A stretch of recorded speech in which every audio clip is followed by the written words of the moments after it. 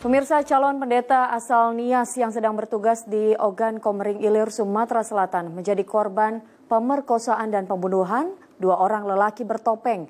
Jasad korban didapati warga dalam keadaan tanpa busana di areal perkebunan.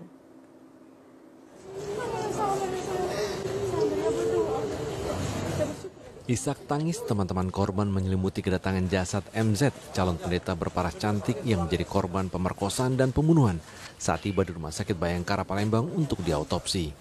MZ berusia 24 tahun menjadi korban kebiadaban 2 lelaki bertopeng saat hendak menuju pasar bersama anak didiknya berinisial NP berusia 9 tahun. Petaka bermula saat kedua korban bersepeda motor dihadang 2 lelaki bertopeng pada Senin sore di kawasan perkebunan sawit. MZ diperkosa dan dibunuh, namun beruntung NP yang sempat dibuang ke jurang dalam keadaan terikat berhasil selamat. Ia segera memberitahu jemaat gereja. Jasad MZ ditemukan mengenaskan keesokan harinya. Dia diikat tangannya, diikat juga kakinya, dicekik lehernya.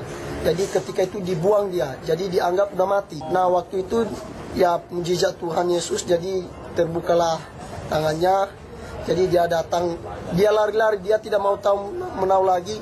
Barulah sampai di rumah jam 11 malam, jam 10 lah barulah dikonfirmasikan dan diberitahu.